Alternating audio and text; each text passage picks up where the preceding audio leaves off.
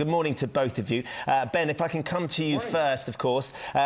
Bringing together a grand jury is no small message, is it? And it certainly feels like, and we have heard it before, but it feels like this is another huge step towards big trouble for Donald Trump.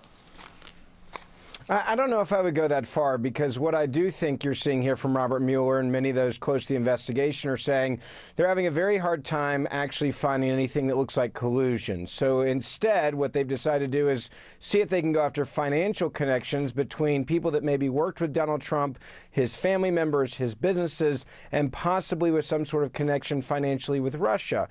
This is outside the scope of what their job was. Mueller was to look at collusion with the election. A lot of grand juries meet every day in America, and a lot of people are not indicted for any crime when grand juries meet. So I think we take it with a big grain of salt and say, is he even out of bounds of what his initial job was? Many legal attorneys say that he is out of bounds from what his initial job was to look at collusion, not look into financial ties with 5-10 years ago with Donald Trump's businesses.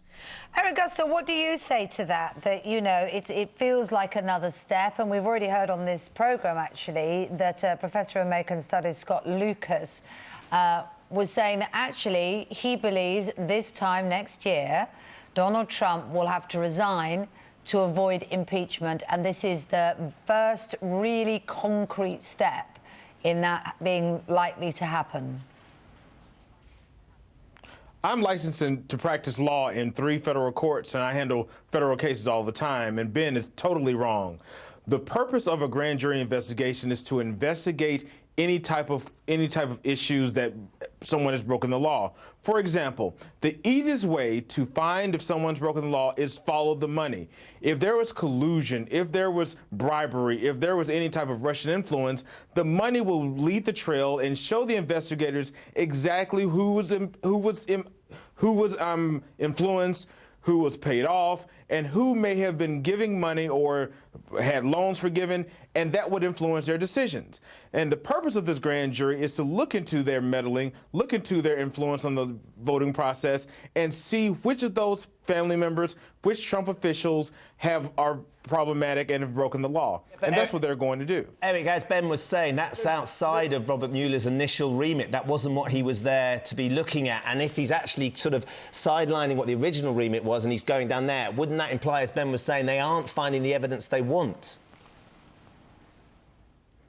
No, but that's what an investigation is. An investigation may not give you exactly what you think you'll get. For example, if you're looking into collusion with Russians and you see, wait, there's money being exchanged, there's money being shifted to accounts, then you follow that trail. Because I've had several investigations, I've done it from the prosecution side and the defense side. And oftentimes we'll think that one person is guilty, but then we'll see a trail. It's almost like a breadcrumb trail where you see where the trail leads, and that's what you follow. You can't just go into an investigation thinking you know everything, because that's when you fail. It's when you think you know everything and you think you know what you're going to prove, but you go into it with an open slate, see what the evidence lies, and then you present it to a grand jury to see whether an indictment will come over. There are 2 big problems with everything you just said. One, you're implying that somehow, and again, we know that the grand jury apparently and Robert Mueller are looking at things from 5 to 10 years ago, which have nothing to do with Donald Trump running for president. Donald Trump didn't know that he was going to run for president 10 years ago or 5 years ago. If a person was financially influenced 10 years ago, that could lead up to right now. Hold on, let me finish. That's called financial crimes, Ben. That has nothing. That, again, you cut me off, but as an attorney, you're being incredible. You're being incredibly. You're being incredibly irresponsible, and it's very clear that you're hoping and wishing and wanting the president to be impeached, the president to be indicted, his family to be indicted. The fact of the matter is, Robert Mueller's job was to go in and look and see if there is collusion. I think it's very clear you do. I think most people watching.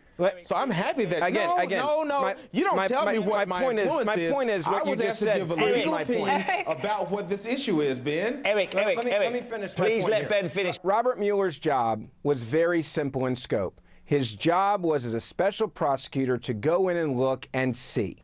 if there was collusion between the Russians and Donald Trump's campaign. The fact is, he has not found anything. So therefore, he is way outside the scope. He has said, okay, I don't have anything there. The top Democrats on the Hill have said they've seen nothing of any type of information that has said or shown any type of collusion. Okay. So now he says, well, you know what? I've got all this power. I'm just going to go and look at everything I possibly can and see if in some capacity I can trip up the president. That's not his job. This has become political, and it's sad that this man's doing this. Unfortunately for GOP talking heads like Ben, this is what happens with federal investigations. Federal investigations are based upon the evidence, and we don't know what he's found. That is the purpose of investigation. It's actually a secret investigation where we don't know. He doesn't report to anyone. He doesn't report to the Senate. He doesn't report to the House. He reports only to his troops, and then they present the evidence to the grand jury.